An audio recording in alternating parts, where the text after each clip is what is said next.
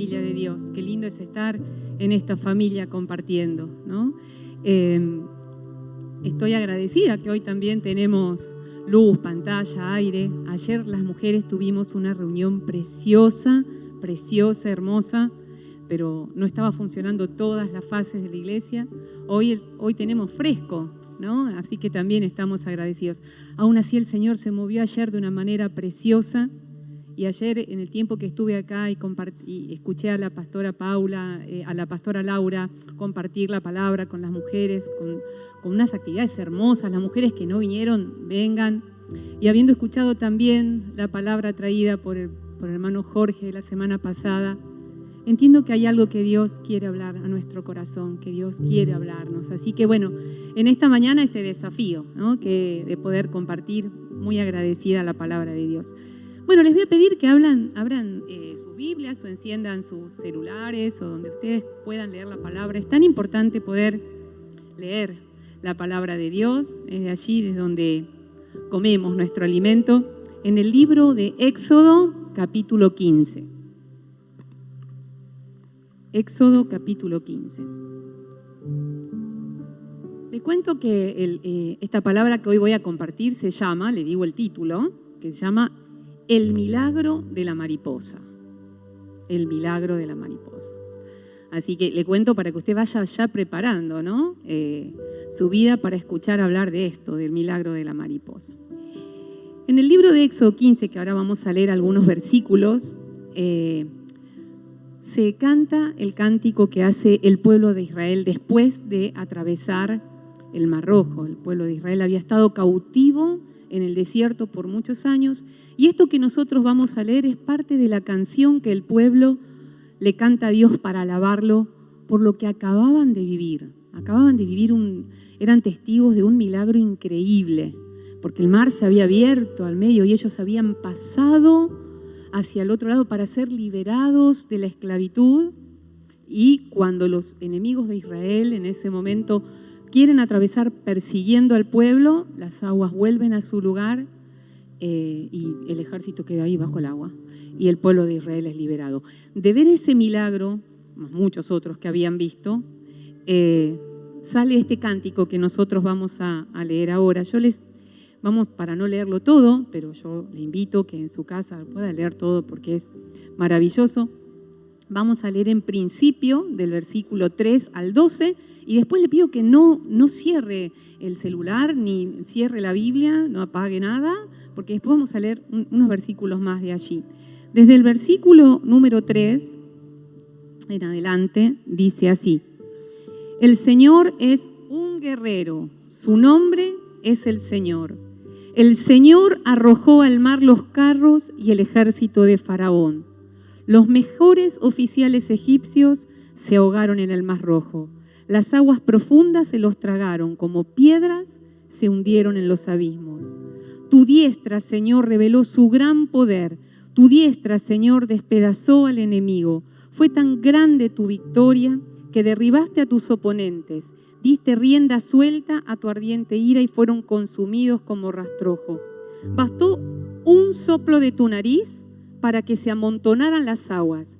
Las olas se irguieron como murallas. Se inmovilizaron las aguas en el fondo del mar. Iré tras ellos y les daré alcance, alardeaba el enemigo. Repartiré sus despojos hasta quedar hastiado. Desenvainaré la espada y los destruiré con mi propia mano. Pero con un soplo tuyo se los tragó el mar. Se hundieron como plomo en las aguas turbulentas. ¿Quién, Señor, te compara entre los dioses? ¿Quién se te compara en grandeza y santidad? Tú, hacedor de maravillas, nos impresionas con tus portentos. Extendiste tu brazo derecho y se los tragó la tierra. ¡Wow! ¡Tremendo! Este canto que hace el pueblo, esta alabanza que hace el pueblo acerca de los milagros que Dios hace. Y tenía que elegir un milagro para poder hablar, pero si uno agarra la palabra de Dios, desde Génesis hasta Apocalipsis, toda la Biblia relata milagros y hechos portentosos de Dios. ¿Sabe que en la Biblia también hay como una diferenciación una especie de clasificación que dice, verán prodigios, señales, maravillas. Y si uno se pudiera estudiar así teológicamente, que no es la idea esta mañana, ¿no? Cada una de estas expresiones de los milagros nos servirían para entender a qué se refiere, ¿no? ¿Por qué lo desglosa, ¿no? Pero más o menos uno puede contar que señales, uno puede hablar de señales cuando se anticipa un milagro, ¿no? ¿Vieron? Por ejemplo, hoy más adelante en este compartir la palabra, vamos a ver que alguna vez alguien le dijo, mira, anda por esta calle, vas a entrar a una casa, vas a encontrar una persona así, orá por la persona y se va a sanar, como una señal, ¿no? Esto te lo digo para anticipar que ahora vas a ver un milagro, ¿no? O señales en lo profético, va a nacer un Salvador, toda la profecía que tiene que ver con nuestra redención, con nuestra salvación. Prodigios eran cosas que iban a asombrar a las personas de una manera increíble, ¿no? El paralítico que se levanta de la silla y que todo el pueblo lo conocía, no es que era uno que estaba ahí armado, ¿no? Todo el pueblo había visto paralítico toda la vida y de pronto ante la oración de Jesús o ante la oración de algún apóstol, esa persona se levantaba de la silla, ¿no? Eran prodigios. Y también maravillas, dice la Biblia, que íbamos a ver, ¿no? En estos días muchas veces hemos leído este texto que dice que hablamos del avivamiento en muchas de las reuniones, decimos que el Señor iba a derramar su poder y que íbamos a ver maravillas, ¿no es cierto? Que íbamos a ver milagros. Y nosotros esperamos esos milagros. Y muchas veces cuando muchos hermanos, muchas hermanas pasan a testificar, glorificamos a Dios. La gloria de Dios se mueve porque dicen, fui sanado, fui prosperado, la deuda fue abonada, no sé cómo, pero esto pasó y sabemos que es milagro. Las maravillas tenían que ver con aquello que tenía que ver con la naturaleza, con el dominio de Dios sobre la naturaleza, como fue en el Mar Rojo, ¿no? Que el mar se abra al medio, hermanos, ¿no? Sería una cosa increíble, o que llueva sobre la tierra cuando no estaba lloviendo, por ejemplo, algo que estamos pidiendo en estos días todos nosotros, por lo menos los que vivimos en Argentina, que llueva un poco, ¿no? Tenemos que orar, hermanos, por esto, ¿no? Por este milagro, que el Señor haga caer lluvia, ¿no? Pero bueno, allí se pedía y esto sucedía. Son milagros, maravillas, prodigios que suceden y que están prometidos en la palabra. Dios separa lo que es la magia, lo que es imitación, de lo que es el milagro, que tiene que ver con la voluntad de Dios cuando quiere hacer algo y lo hace, y nada lo limita. ¿Cuántos les gusta ver milagros? ¿Cuántos quieren recibir un milagro en su vida? ¡Wow! ¿Quién no? ¿No es cierto? Uno dice, Señor, haz este milagro en estos días. Muchas personas que están alrededor, por lo menos de mi familia, están atravesando momentos muy duros de salud y oramos por milagros. Oramos por milagros, le pedimos, Señor, haz un milagro en la vida de nuestro amigo, de nuestra amiga, de nuestro hermano, de nuestra hermana, porque sabemos que hasta el día de hoy y hasta que el Señor venga, veremos milagros de su poder. Un milagro no es que los adolescentes barran el dormitorio. No. Vieron que uno dice, ¡qué milagro! ¡Ay, qué milagro viniste! Pero bueno, nosotros usamos la palabra milagro para un montón de sucesos y de situaciones diarias, ¿no? Ayer veíamos un sketch con las hermanas, ¿no? Bueno, no sé, que algún marido lave los platos o que, ¿no? Que dice, ¡uy, qué milagro! Pero bueno, eso no tiene que ser un milagro, eso tiene que ser algo cotidiano. Milagro es un hecho extraordinario. Algo que no se puede explicar de una manera física, con un principio físico, químico de la naturaleza. No se puede explicar. Eso le da condición de milagro. Es un hecho portentoso. No se puede explicar que las aguas se abran. Usted sabe que a lo largo de los años que yo conozco al Señor, que son ya un montón, no le quiero decir mucho, pues si no hace la cuenta, pero hace 40 años que conozco al Señor, que entregué en sus manos, imagínese, y tenía 15. Bueno, ahí ya sacaron. Pero en aquellos tiempos había siempre campañas de milagros, recuerdo muchas de ellas, recuerdo la campaña del hermano Carlos Anacondia en el barrio de La Boca, en la Casa Amarilla, y tantas pastores evangelistas que venían de otros países, y uno veía cosas increíbles realmente que nos sorprendían muchísimo. Los milagros son algo hermoso, algo hermoso. Y si vos estás esperando un milagro de Dios, yo te animo a que sigas buscando ese milagro de Dios, porque los milagros suceden hasta hoy en día. También en aquellos tiempos había gente que quería negar los milagros, siempre me acuerdo, ¿no? Siempre aparecían en la tele diciendo, bueno, lo que pasa es que cuando el Mar Rojo se abrió, sopló un viento que nunca soplaba de un lado y después sopló del otro, y justo casualmente, ¿no? La verdad que me cuesta más creer que el viento sopló y sopló que Dios haya hecho un milagro. Pues, hermano, ¿cómo podemos explicar que un viento sopló, ¿no? O peor, mire, una vez, hermano, en la mesa de Mirta Legrand, hace muchos años, fue un periodista que se encargaba en algún momento de denostar al Evangelio.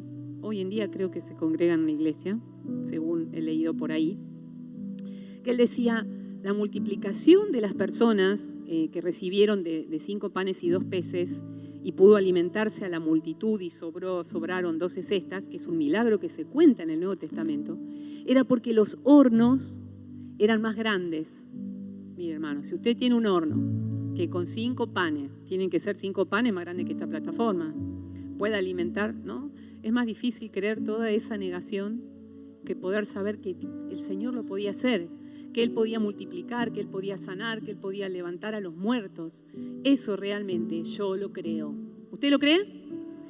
Yo lo creo. Los milagros son algo hermoso. Y me gustaría leer 3 versículos más de Éxodo para ver qué es lo que nos pasa a nosotros respecto a los milagros.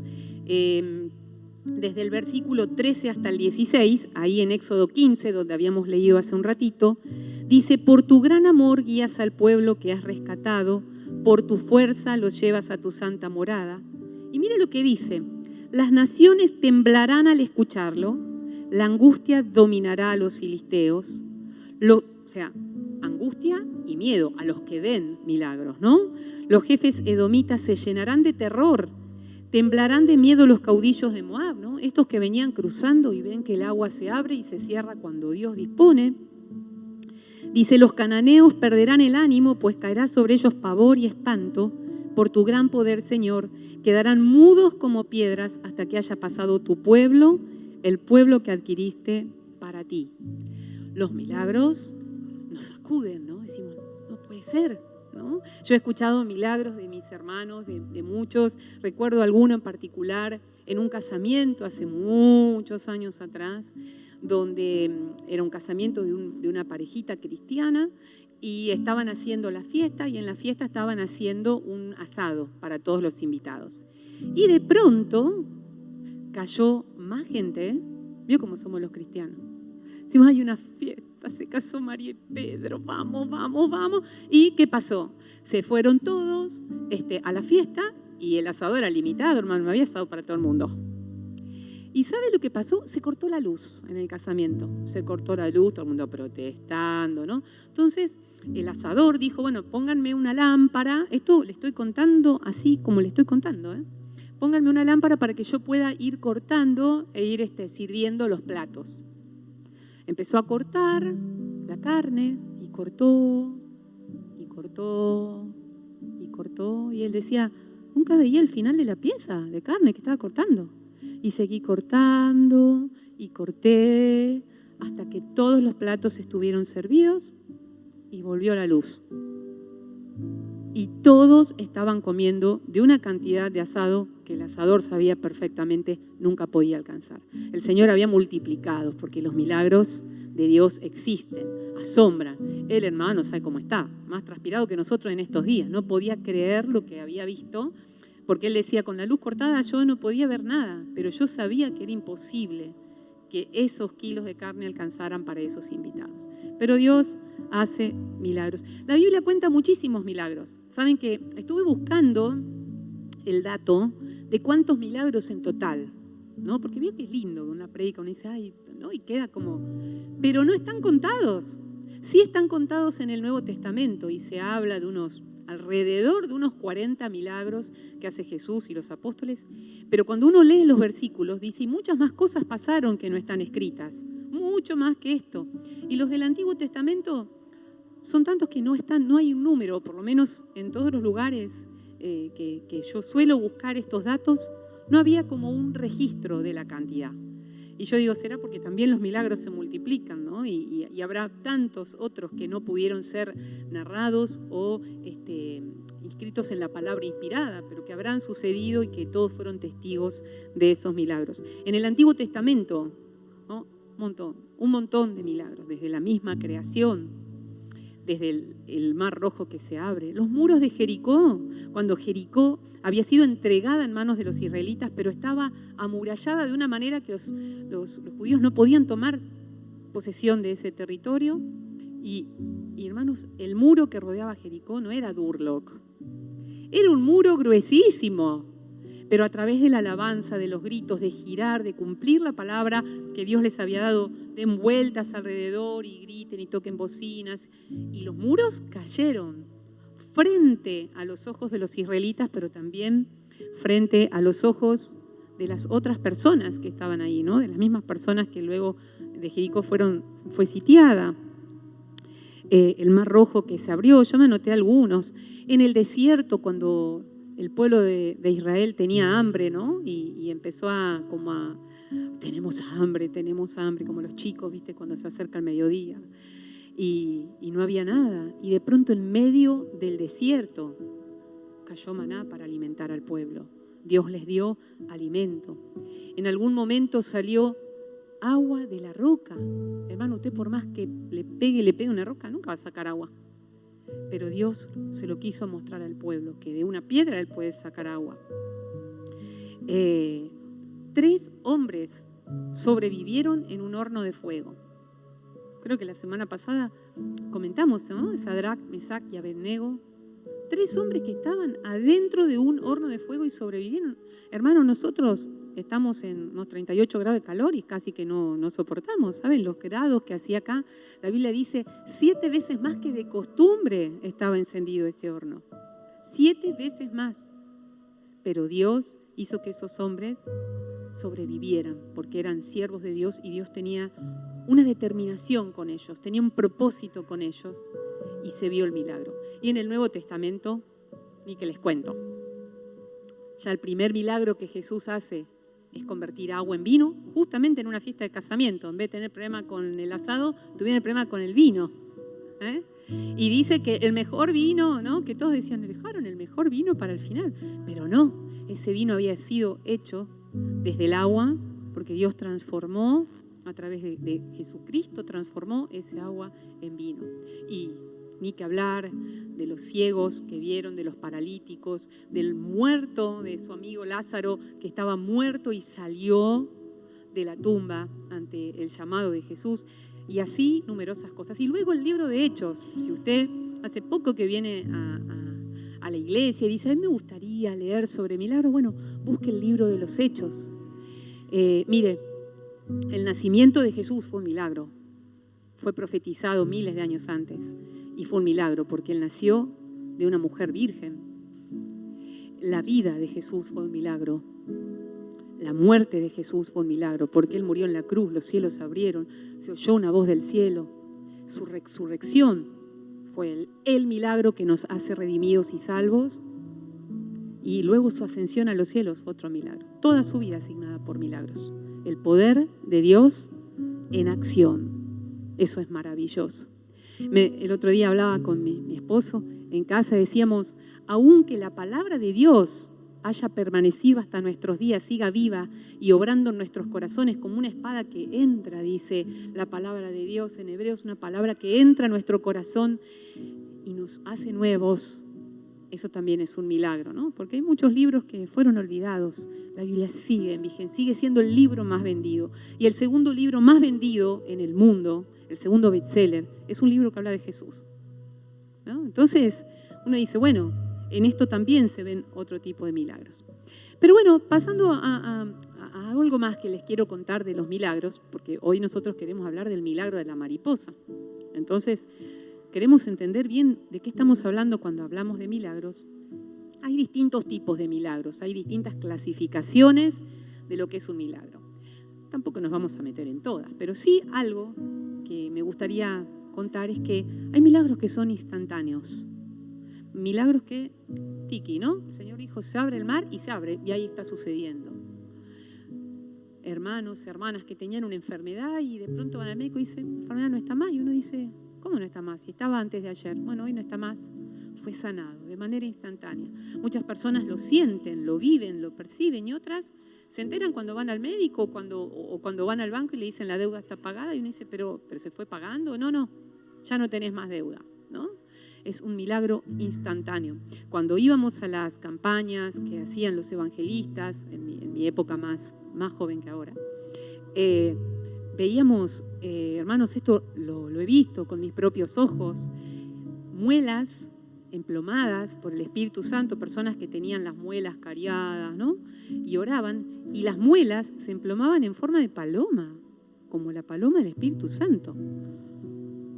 El odontólogo, cuando iba a la persona, no entendía nada, ¿no? Pero esos milagros instantáneos que nos dejan asombrados, como dice la palabra. Pero hay otro tipo de milagros que son diferentes. Son milagros que tienen que ver con un proceso.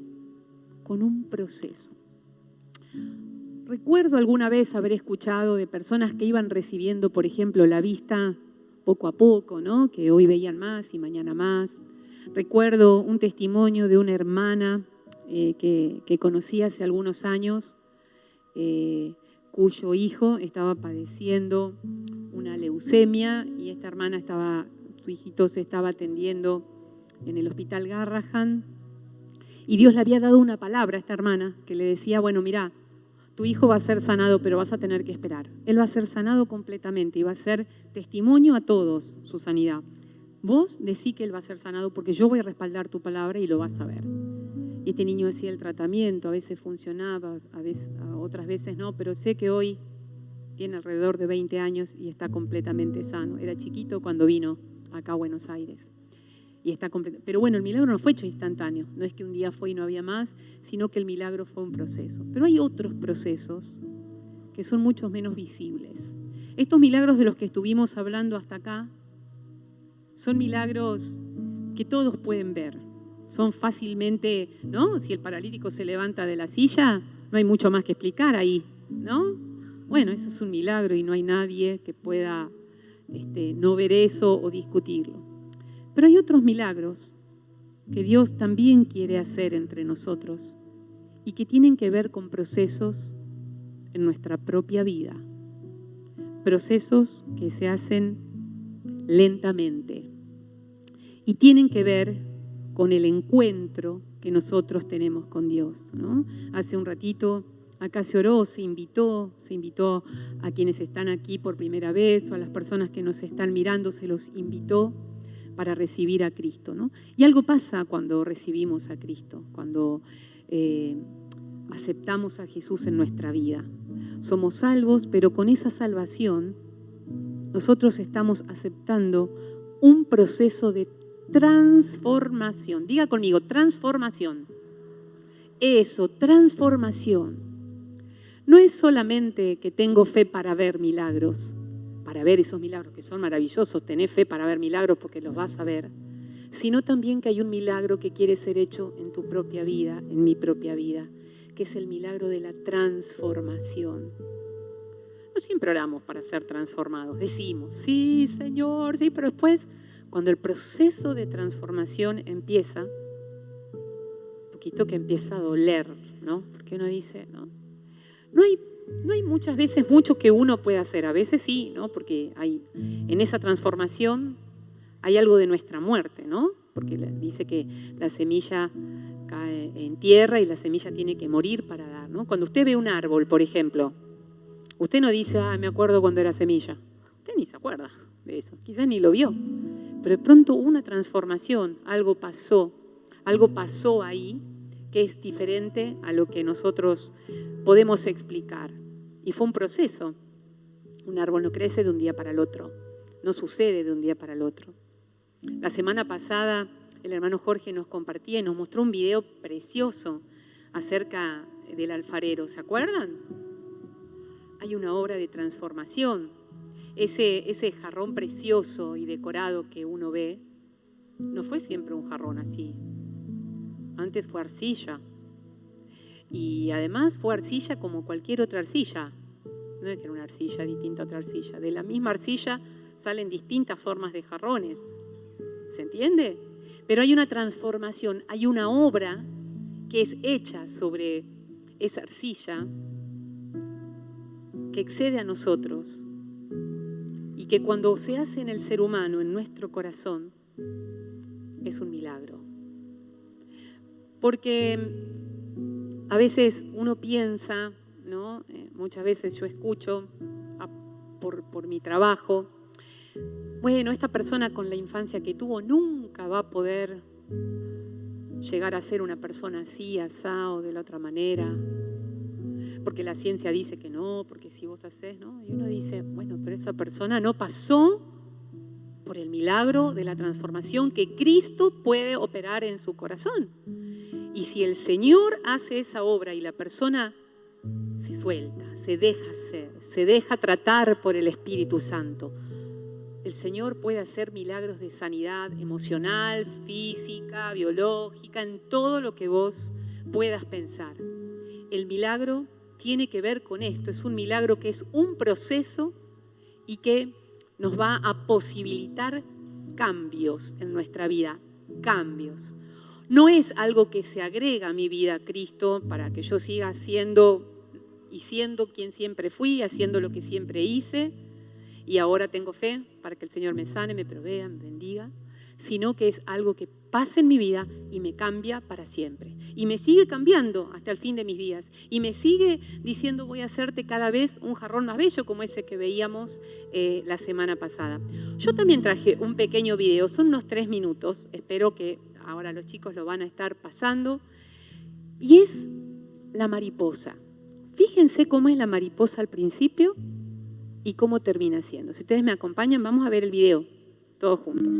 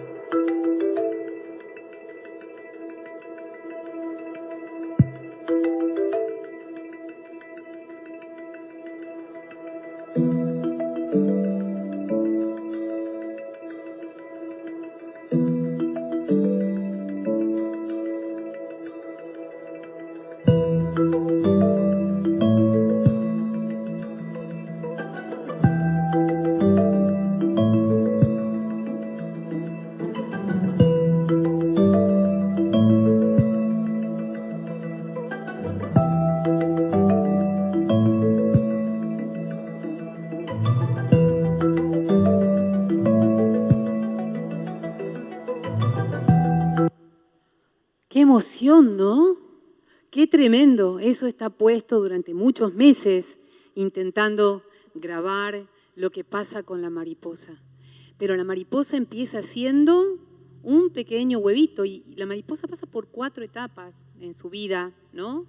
Es primero un huevito, luego de ese huevito se hace una oruga, acá ahí la vimos, toda peluda. Imagínense si la oruga le entra por la ventana ahí caminando, ¿no? Porque no puede entrar de otra manera.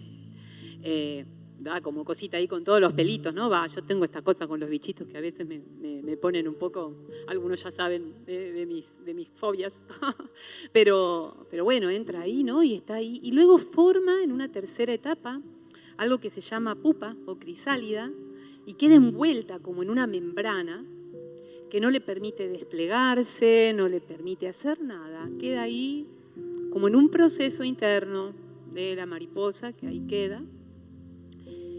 Y luego, en la última etapa, en la 4ª etapa, la mariposa va quebrando, a veces con algún esfuerzo de ella también, para poder quebrar esa membrana y ir sacando sus alas hacia afuera, ir fortaleciendo esas alas, porque al hacer fuerza, tiene que hacer, esa fuerza le ayuda a fortalecer esas alas para luego poder desplegarlas y volar. Pero todo lo que la mariposa despliega estaba en ella. Solo que el proceso, si no se hace, esa potencialidad que tiene no se puede observar. Entre el huevito, entre la oruga y la última imagen de la mariposa llena de sus colores, de sus diseños, de su belleza, parecen 2 personas distintas, ¿no? Serían 2 bichitos distintos. Uno ve la oruga y dice, esta es una oruga, pero la mariposa dice, no, la mariposa, mucho más linda que la oruga.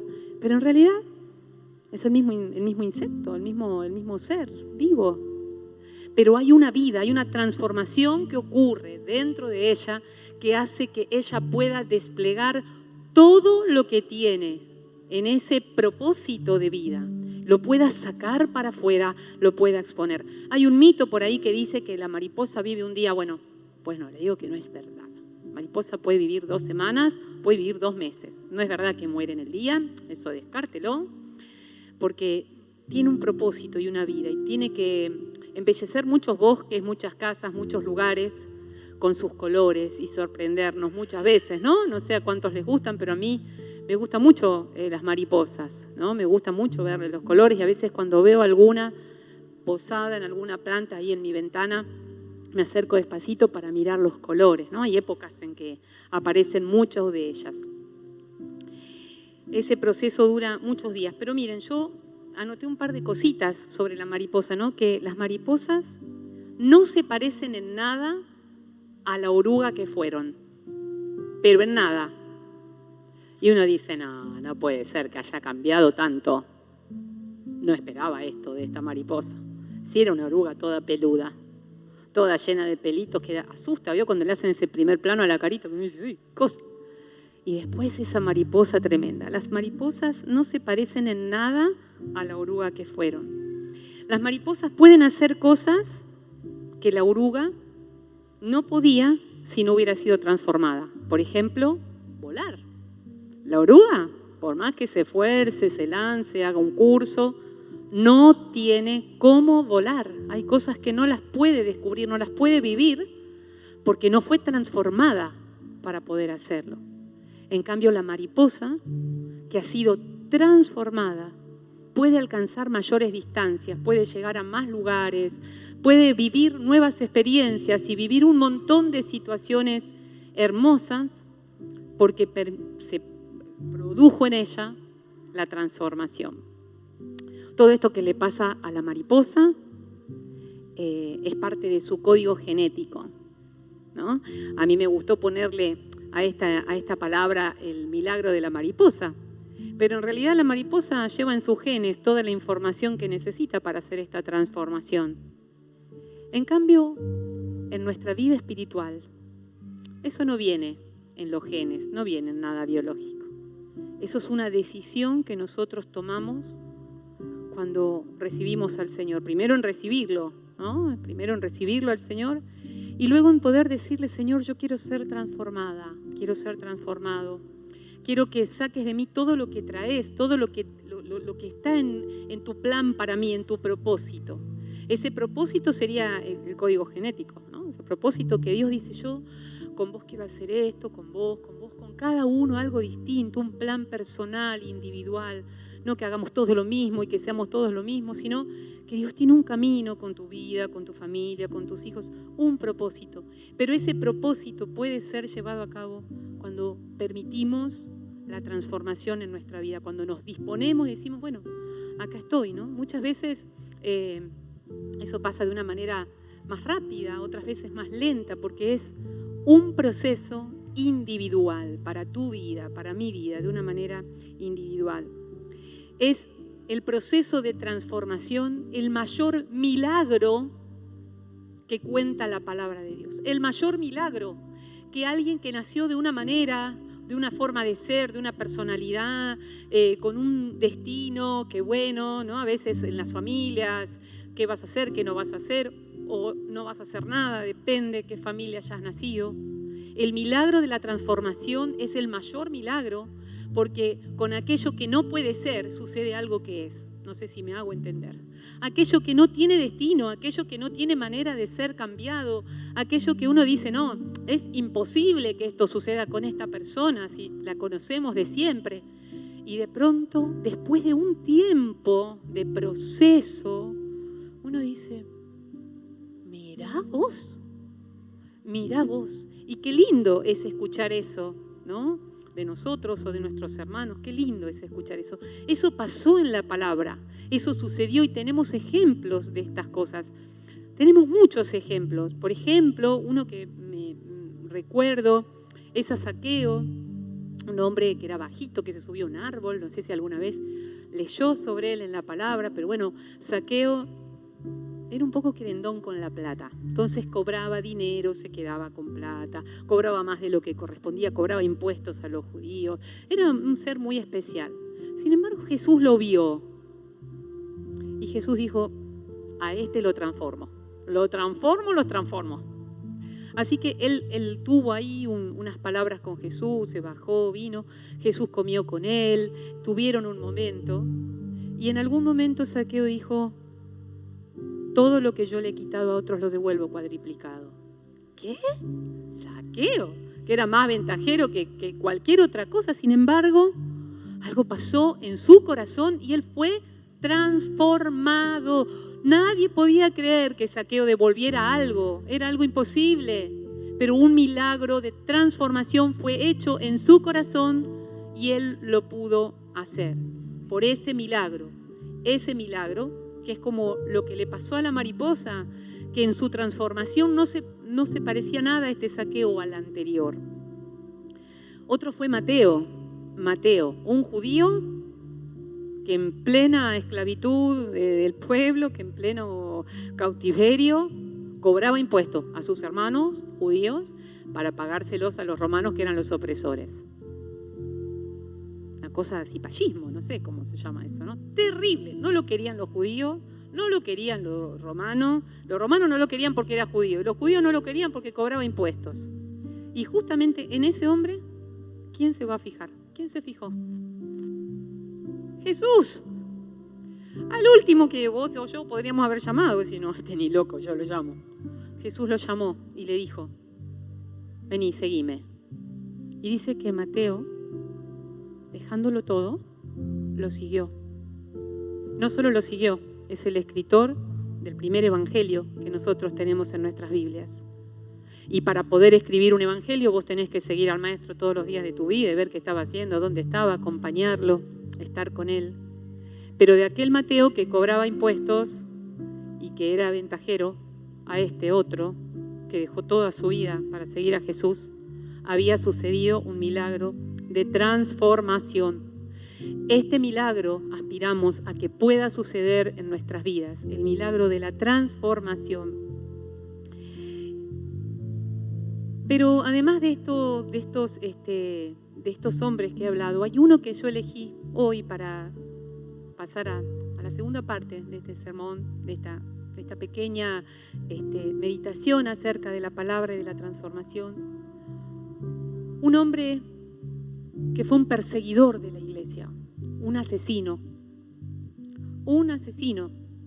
Él vio morir apedreado a un hombre de Dios frente a sus propios ojos. Yo tampoco a ese lo hubiera llamado, pero para nada. Me pongo en mi casa, cierro la puerta y digo, yo con esta persona no quisiera saber nada.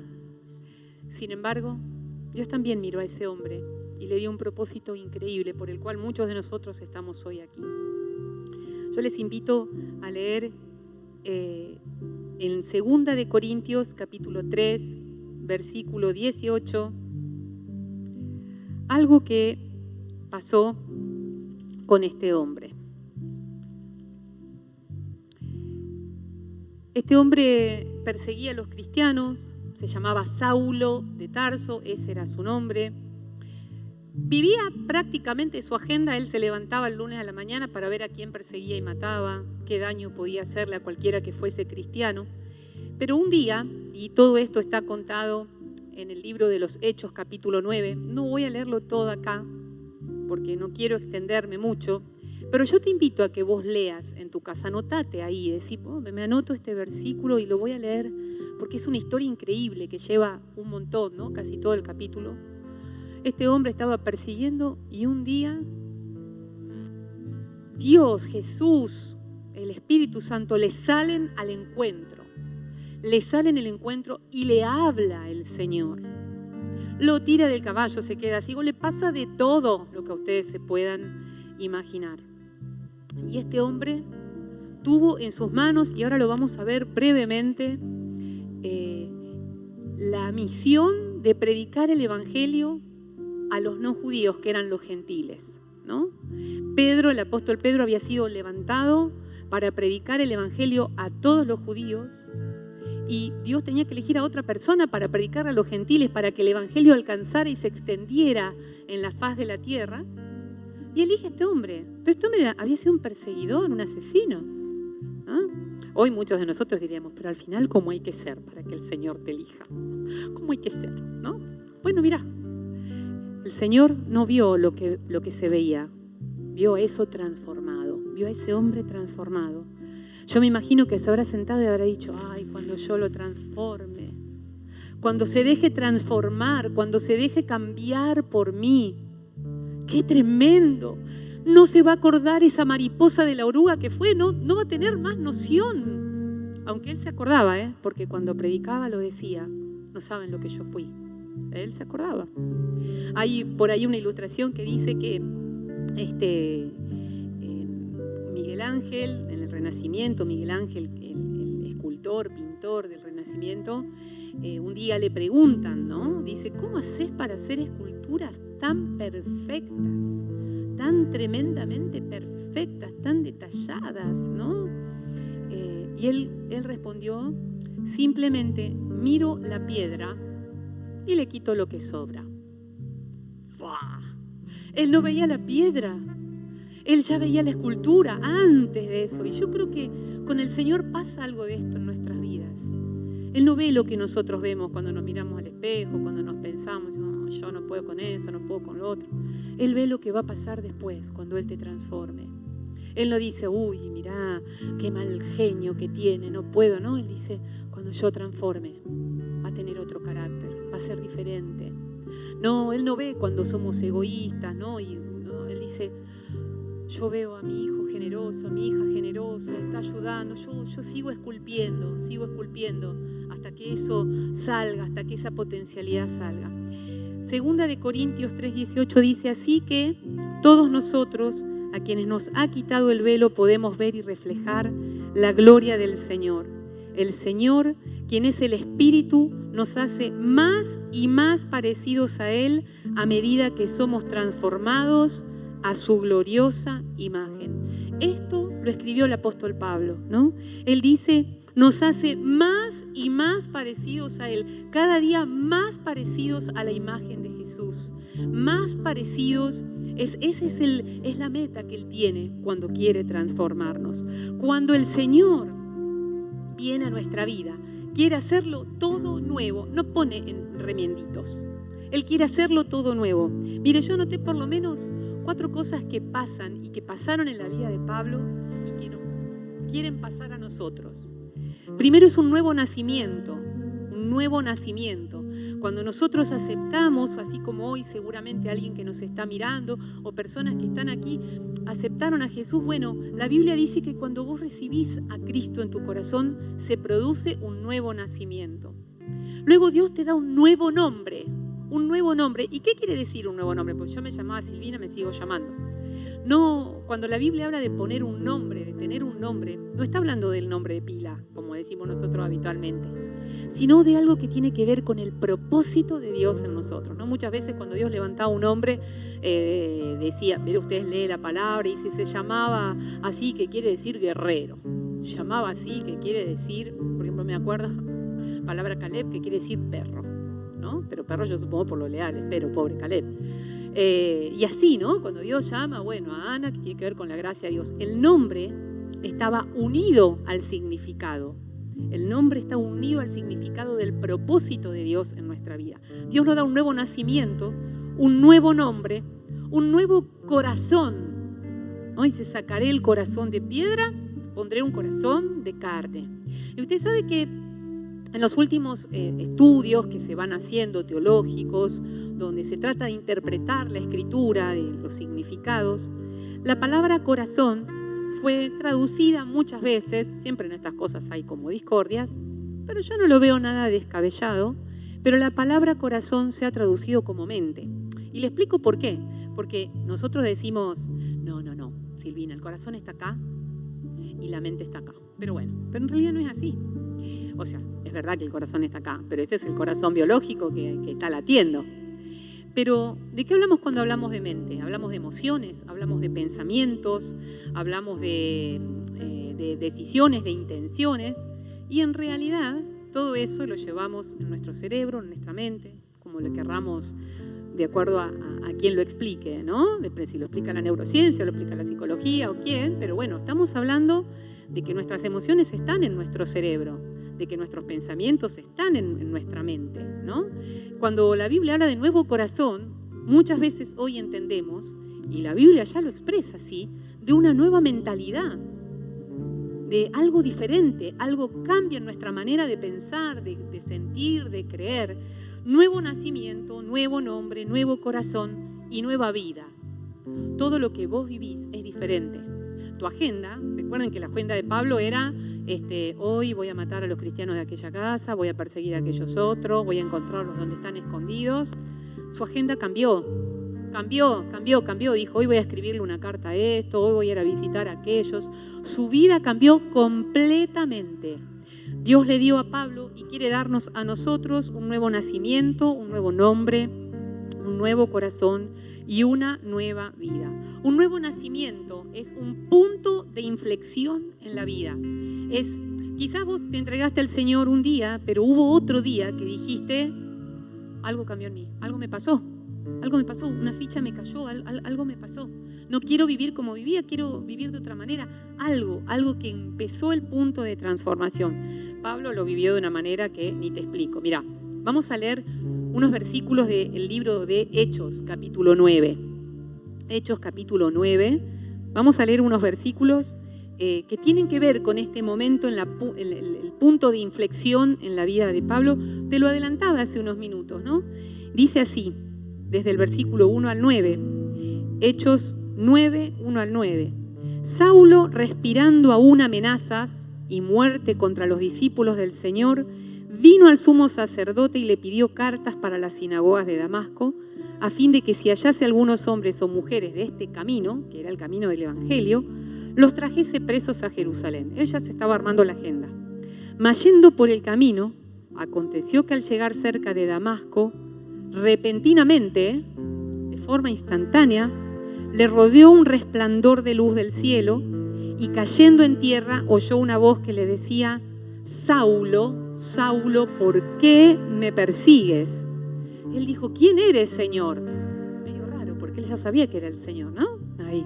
Y le dijo, yo soy Jesús, a quien tú persigues.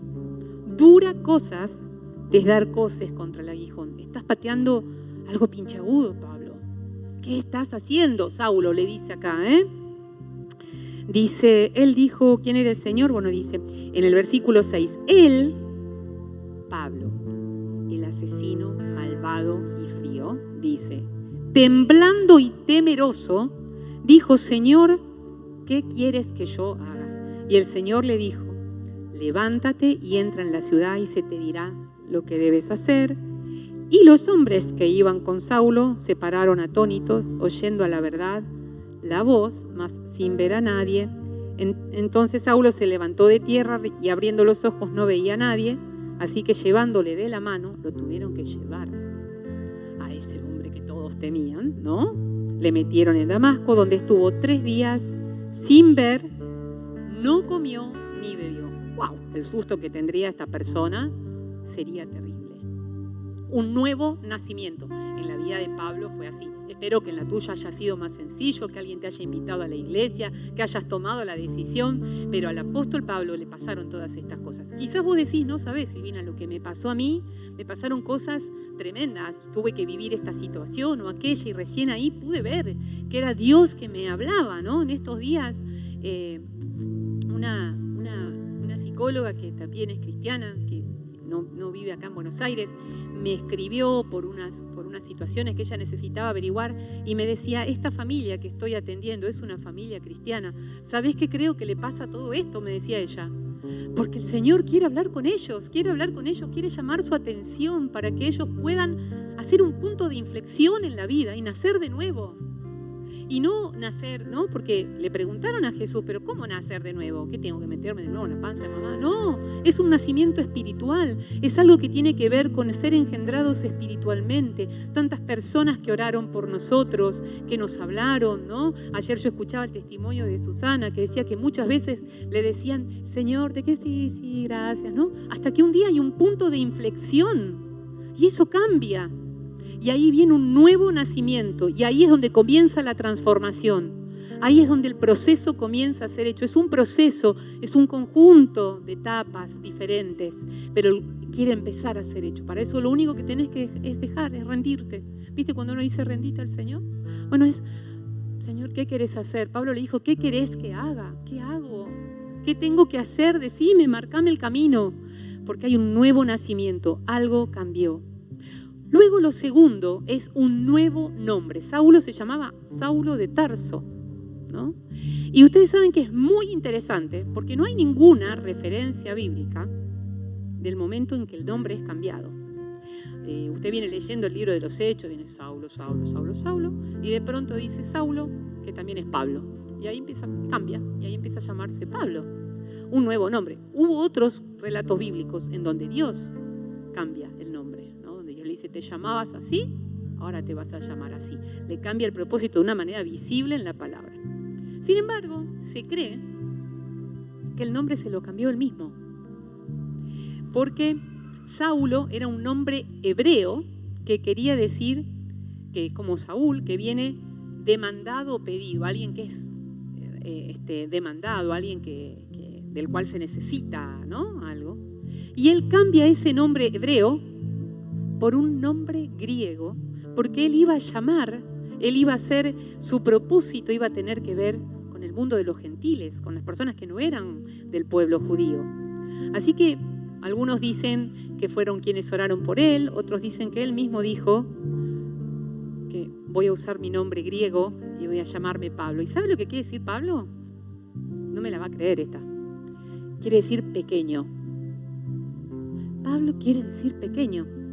Ese hombre al que todo el mundo le tenía miedo, que decía, no, salgamos corriendo, ahí viene Pablo. Yo me imagino, ¿no? Cuando venía Saulo de Tarso, los cristianos estaban ahí repartiendo tratados en Parque Lezama y venía Saulo, corrían a esconderse porque sabían que no es que te venían a pedir los papeles, el permiso, no.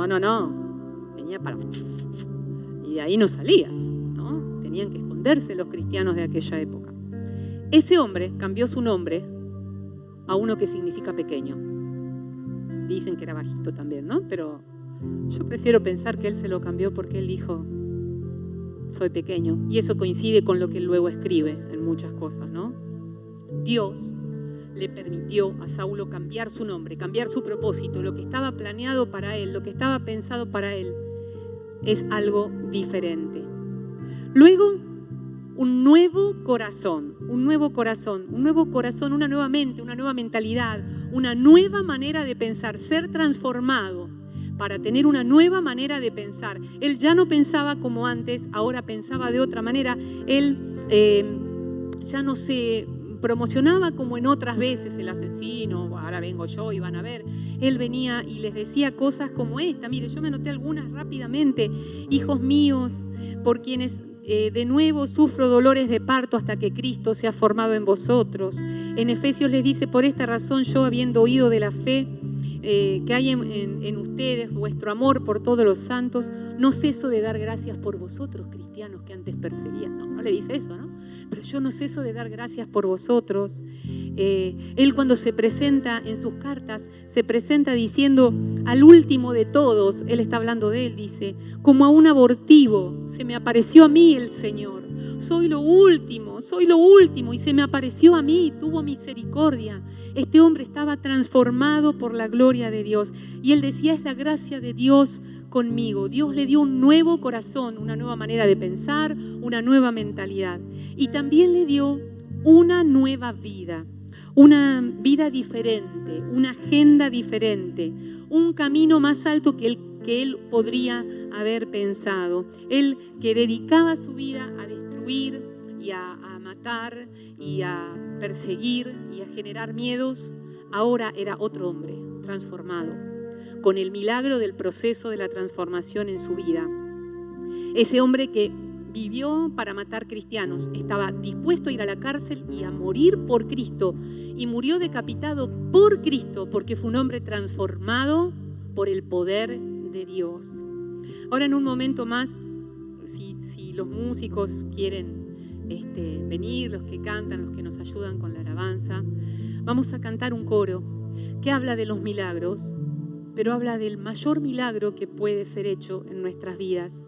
Antes que eso, quiero leerles algo que dice el libro de los Hechos, en su capítulo 9, versículo 13, del 13 al 16, que dice, entonces Ananías respondió, Señor, he oído de muchos acerca de este hombre, o sea, muchos han hablado de este hombre, cuántos males ha hecho a tus santos en Jerusalén, y aún así tiene autoridad de los principales sacerdotes para prender a todos los que invocan tu nombre. El Señor le dijo, porque Ananías había sido mandado a orar por Pablo, ¿no? Y el Señor le dijo, ve, porque instrumento escogido me es este asesino, Señor. Anda, porque este es un instrumento escogido para llevar mi nombre en presencia de los gentiles y de reyes y de hijos de Israel, porque yo le mostraré cuánto le es necesario padecer por mi nombre. Había un propósito, aun cuando lo que se veía era una oruga horrible y llena de pelos, había un propósito de Dios que requería la transformación de ese corazón, una transformación en la que no estamos solos, está el Espíritu Santo con nosotros para asistirnos, para ayudarnos. Lo que vos podés ver ahora no se parece nada a lo que vos podés lograr si te dejás transformar por el Espíritu Santo, si me dejo transformar por el Espíritu Santo, si dejo que Él venga. Si vos decís, ay, yo tengo mucho ego, cuando el Señor pase por ahí, eso va a ser transformado. Si vos decís, yo creo que puedo hacer esto o aquello, eso va a ser transformado. Si vos decís, hermana, conmigo no puede haber propósito, yo no tengo propósito de nadie, eso puede ser transformado, porque el poder de Dios está vivo y opera transformación en los corazones. ¿Cuántos dicen amén? ¿Cuántos dicen amén? En esta mañana el desafío es permitir que la transformación de nuestro corazón sea realizada por el alfarero, por el maestro, por aquel que sabe de esto, por aquel que dijo, ese asesino, no me asusta, chicos, ese asesino va a ser la persona que abra el evangelio a todos los países del mundo, aquel que predique a los gentiles, y los gentiles conocerán mi nombre a través de ese hombre por el que ustedes no pagan un peso, porque dicen no tiene nada, no puede dar nada. Ese hombre transformado es un instrumento en las manos de Dios. Vos podés ser un instrumento, yo puedo ser un instrumento si dejamos que Dios opere esa transformación en nuestra vida, para ser mejores y más parecidos a Jesús. La transformación no es que te vas a parar en un estadio y vas a predicar el Evangelio. Antes de que hagas eso, ojalá que lo hagas, me encantaría, es la transformación del corazón, de ser una persona más parecida a Jesús todos los días de mi vida. Yo te voy a pedir que en esta mañana te pongas de pie para que podamos orar. Y si conoces este coro, que lo cantes con nosotros. Y si no lo conoces, que en esta mañana lo puedas aprender, porque es un coro muy viejo, pero muy precioso. Creo en milagros, un alma ser libre de milagro es el cambio en mí por medio de la cruz. Yo he visto al lirio florecer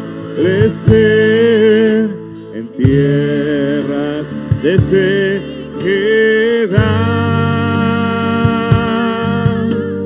Creo en milagros porque yo creo en Dios. Decile al Señor.